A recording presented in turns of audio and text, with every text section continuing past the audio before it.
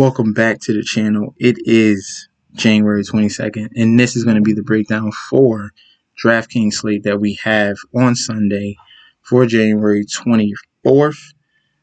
And we have two big games. Two big games. As you see right here, I already filled out the lineup for you guys. All my favorite plays. We're going to go through what I like the best. We're going to start out with the QB selection. And a little bit of the game script that I see for these two games. For the NFC game, I see a more defensive game between Tampa Bay and Green Bay. The key is who's going to have the better running game, okay? Who's going to have the better defense? Already, if I'm looking at just paper and what I've seen, the better defense is Tampa Bay. More opportunistic. They have better pass rushers. They have better talent all throughout that secondary and front seven. Ndamukong Suh, Vita Vea is back. Levante David, Devin White came back. JPP. These are big names. If I'm looking at Green Bay, they're gonna have to scheme up something crazy. Kenny Clark is solid up the middle as a DT. They got the Preston Smith brothers, but they haven't shown up this year. And then they got Jair Alexander. That's about it. So if I'm looking at the better defense and more talent, it's Tampa Bay. If I'm looking at the better running game, Green Bay has, been outstanding with using Aaron Jones and Jamal Williams. But I think Tampa Bay is right there with them with Leonard Fournette and Ronald Jones coming back a little bit healthier. So who's going to be able to establish that run? And Tampa Bay already has the number one rushing defense. So I see a very slow, methodical, cold, frigid game in Lambeau, low scoring. Okay, and then the other game, we're going with KC, high scoring against Buffalo, a ton of points. Who's going to make those big mistakes? Okay. And then when we're looking at DraftKings and our selections of QBs and going through each position, I love Patrick Mahomes at 7,600. Obviously, he's not going to be running like, I don't know what they was doing, designing an option run for Patrick Mahomes. It almost got him killed. But if I'm choosing my number one quarterback, it could be Josh Allen. Just the fact that everything is going to be on his shoulders with passing the ball and rushing. He is the rushing offense for the Buffalo Bills. It's going to be either him with design runs or the short passing game, going to John Brown or Cole Beasley, who's been hampered the last past 2 weeks. So we like Josh Allen. I have him here locked in. Another option, we see Aaron Rodgers. I'm not really leaning towards him. I don't think this is a good matchup. The last time he faced Tampa Bay, he only had 5 DK right here, 5.8 against Tampa Bay. If I had to choose, I'm leaning more to Tom Brady. I think they're more effective with the rushing game, and they're going to use that play action. He's been very, very efficient going up against top-tier defenses in New Orleans and Washington. That offensive line has been able to protect Tom Brady at an alarming rate. He threw almost 400 yards on the Washington Redskins defense. That's crazy. And then 30 points, obviously the turnovers were big, but they capitalized on the short yardage. That's the whole goal, right? All right, Tom Brady got the ball in the end zone. That's what he does. Got you over 20 DK the last past 2 weeks. I think Tampa Bay is the better team in this situation, and Tampa Bay is the better quarterback. So I like those options. If I'm choosing a cheap guy, I'm going Brady over Rodgers. But I'm in most of my lineups, we're going Josh Allen or Patrick Mahomes just because of volume. Next, we're going to look at the running back situation. Aaron Jones didn't have a great game last time he faced the Tampa Bay Buccaneers, only 13 DK. And he's going up against the number one rushing defense. So the key for him is to get in that end zone. He doesn't do many 100-yard games. So if he gets vultured by Jamal Williams, that's going to suck. But they've been very effective the last past couple of weeks between Aaron Jones and Jamal Williams. The question is, who is going to get in that end zone? Aaron Jones, I'm going to have a little bit less than him at 6,500. Jamal Williams is a decent punt at 4,400. But one of my favorite guys, the duo that I like, is going to be the Tampa Bay guys. Leonard Fournette at 5,300 has been outstanding the last past 2 weeks in the rushing game and in the receiving game. 19 for 93 and a touchdown. 17 for 63 yards. And then these receiving stats with the targets and the TD. Last week, 5 for 44, and the week before, 4 for 39. That's going to be very huge. I think they're going to be able to establish the run against the Green Bay Packers, which is their weakness. And we've seen it against the 49ers last year. We've seen it in spurts this year as well. Dalvin Cook was able to run all over them. So I like him at 5,300. And then another cheap option, 4,600, Ronald Jones. He's going to be spelling Leonard Fournette in some situations, and I can definitely see him pop off a big run because he is a big bruiser and has that, finishing speed. He could take a nice, 20 or 34-yard run all the way to the house. Ronald Jones at 4,600 is a solid option. Devin Singletary, they do not use him for Buffalo.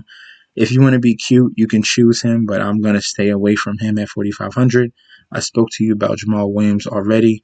And then on the KC side, running backs, you want to, be very vigilant to the news because Edwards-Helaire could be out and Bell could be out. And if both of those guys are out, I want Darrell Williams at 4,800, okay?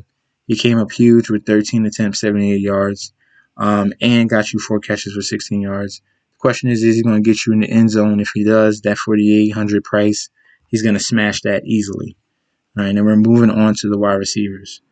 Wide receivers, Devontae Adams obviously is the number one option for Aaron Rodgers at 8K. That is not a high price. I know he's been higher during the regular season, but I think they're going to focus in on him.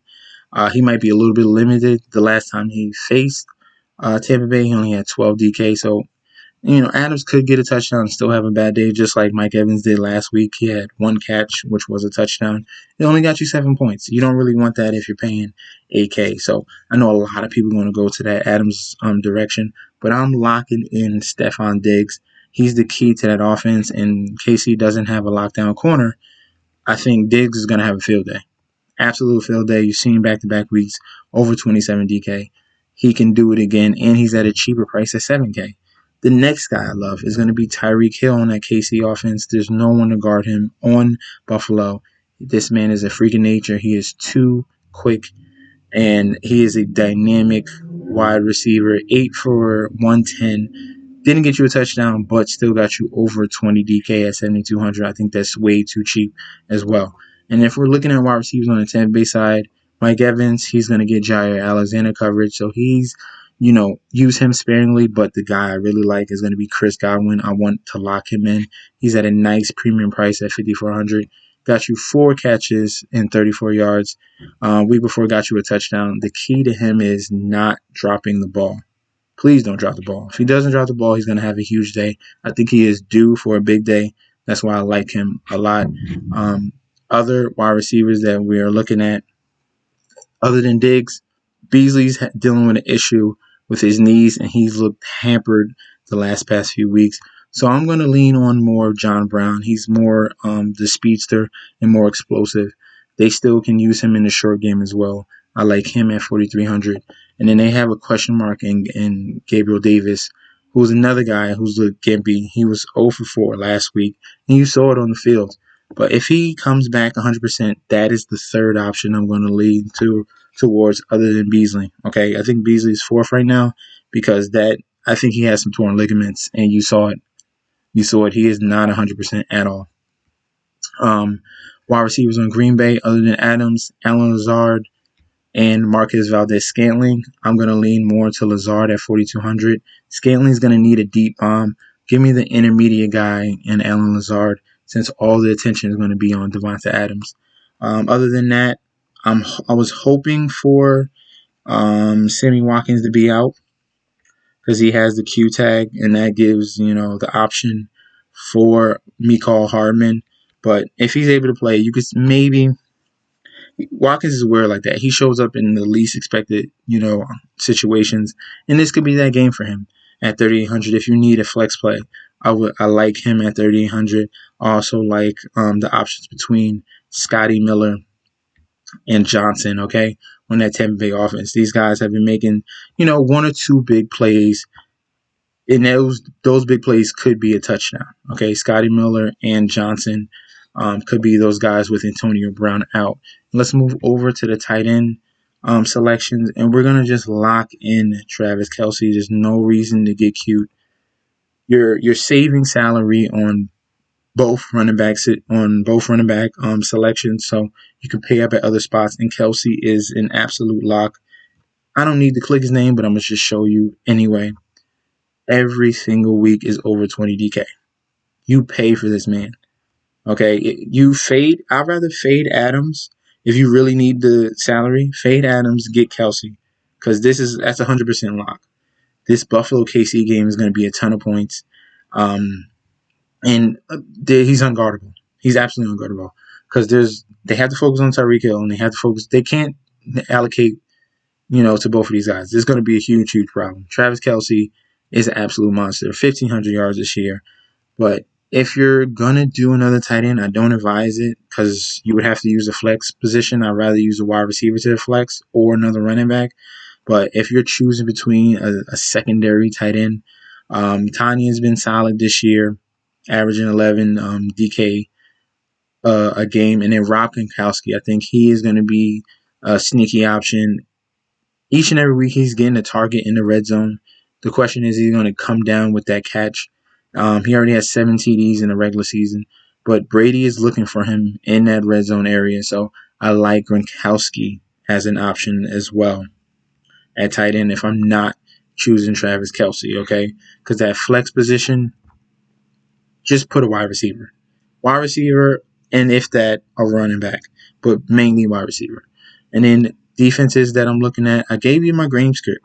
You see it at the bottom here. I got the Buccaneers defense. I think they're more talented. I think they're going to get to Aaron Rodgers. I don't have to bring up the first game.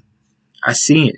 You see it against the Saints. You saw the opportunistic team that they are. You saw the strips. You saw the interceptions. And they can do that because the pressure that they have. They got Shaquille Barrett. I didn't even mention him before. They got Shaquille Barrett, the sack leader last year. JPP. They got the blitzing Devontae David. They got Devin White. They got Dominican Sue. They got Vita Vea. Like, I can go on and on about this defense. It's absolutely ridiculous. And then another option, other than the Buccaneers defense, is going to be the Chiefs defense. Very opportunistic. I think they can force Josh Allen to some old tendencies, to maybe in that fourth quarter to close out the game. He'll fumble or interception. I don't know. It could happen. I'm just saying. But Chiefs are that stingy defense that can come up with a big strip, fumble, or interception with Tyrann Mathieu. Okay? Let me know how you feel, guys. If you like the core that I have. If you agree with my output on how I see this weekend going, comment in that section. We'll have a nice conversation and see where it goes from that. Also, please be very, very vigilant with injury news because you don't know what's going to happen. Already Antonio Brown is out. So something could happen. No. Be very vigilant on rotoworld.com in the NFL section. Follow me on Instagram and Twitter at MessageSD. I'll be back with another video tomorrow, and peace out.